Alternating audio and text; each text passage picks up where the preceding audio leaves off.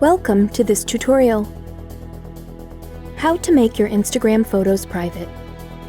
Open Instagram on your phone.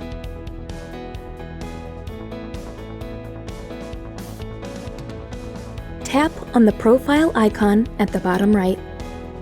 Tap on the three horizontal lines menu icon at the top right. Tap on the settings gear icon.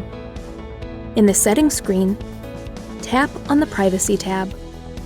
Under the Account Privacy section, tap on the toggle button of the private account to turn it on.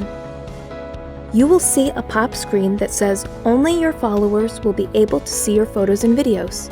Tap on the Switch to Private button on the pop-up screen. This will make your Instagram account private. If you will go back to your profile screen, you will notice that there is a lock icon appearing before your profile name. This means your Instagram account is now private and no one can see your photos.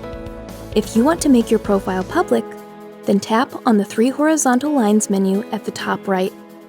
Tap on the settings and then tap on the Privacy tab on the next screen. Tap on the toggle button of the private account to turn it off. In the pop-up screen, tap on the Switch to Public button. Now your profile is public and anyone can see your photos and videos.